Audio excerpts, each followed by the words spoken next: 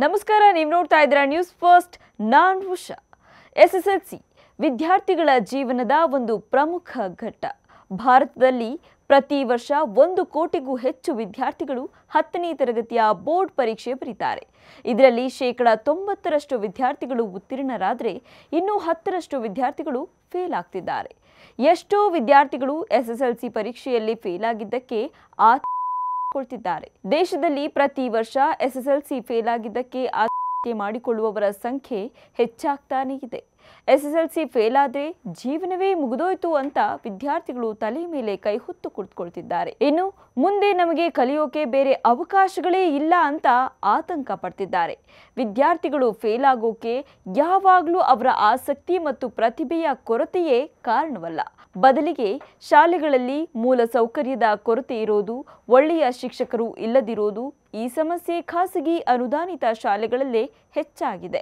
ಈ ಬಾರಿ ಅಂದ್ರೆ 2024-25ನೇ ಸಾಲಿನಲ್ಲಿ ನಡೆದ ಎಸ್ಎಸ್ಎಲ್ಸಿ ಪರೀಕ್ಷೆಯಲ್ಲಿ ಖಾಸಗಿ ಅನುದಾನಿತ ಪ್ರೌಢಶಾಲೆಗಳ ವಿದ್ಯಾರ್ಥಿಗಳು ಪಾಸಾದ ಸಂಖ್ಯೆ ಕಡಿಮೆಯಾಗಿದೆ.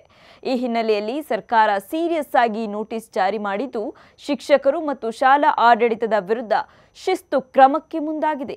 ರಾಜ್ಯದ ಹಲವಾರು ಅನುದಾನಿತ ಶಾಲೆಗಳು 60ಕ್ಕಿಂತ ಕಡಿಮೆ ಉತ್ತೀರ್ಣತೆ ಫಲಿತಾಂಶ ದಾಖಲಿಸಿದೆ.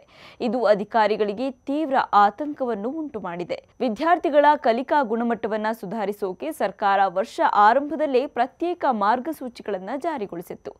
ಆದರೂ ಕೂಡ ಫಲಿತಾಂಶ ನಿರೀಕ್ಷೆಯಂತೆ ಬಂದಿಲ್ಲ.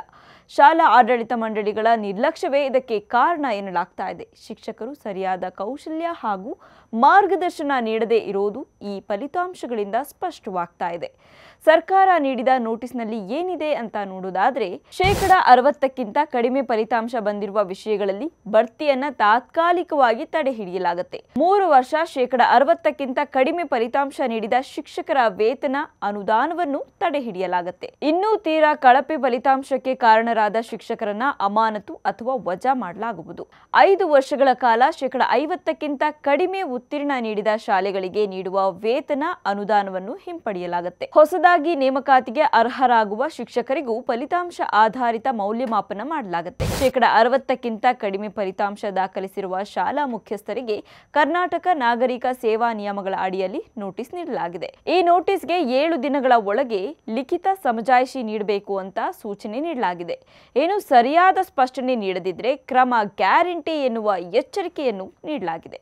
ಮುಂದಿನ ಶಿಸ್ತು ಕ್ರಮ ಜರುಗಿಸಲಾಗುವುದು ಅಂತ ಸ್ವತಃ ಕರ್ನಾಟಕ ಪ್ರೌಢಶಿಕ್ಷಣ ಮಂಡಳಿ ಆಯುಕ್ತ ಡಾಕ್ಟರ್ ಕೆ.ವಿ. ತ್ರಿಲೋಕಚಂದ್ರ ನೋಟಿಸ್ ನೀಡಿದ್ದಾರೆ.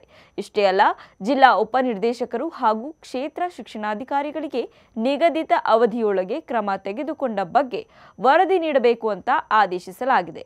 ಈ ಮೂಲಕ ರಾಜ್ಯದ ಶೈಕ್ಷಣಿಕ ಮಟ್ಟದ ಉನ್ನತಿಗೆ ಹೊಸ ಬಾಗಿಲು ತೆರೆಯಲು ಸರ್ಕಾರ ಮುಂದಾಗಿದೆ. ಒಂದು ವೇಳೆ ಸರ್ಕಾರದ ನೋಟಿಸ್ಗೆ ಸರಿಯಾಗಿ ಉತ್ತರ ನೀಡದಿದ್ರೆ ಶಿಕ್ಷಕರನ್ನ ಕೆಲಸದಿಂದ ವಜಾ ಮಾಡೋ ಸಾಧ್ಯತೆ ಇದೆ.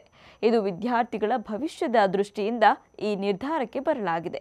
ಮತ್ತಷ್ಟು ಇಂಟ್ರೆಸ್ಟಿಂಗ್ ಕಂಟೆಂಟ್ಗಳಿಗಾಗಿ ನ್ಯೂಸ್ ಫಸ್ಟ್ ಎಜುಕೇಷನ್ ಸಬ್ಸ್ಕ್ರೈಬ್ ಮಾಡಿ.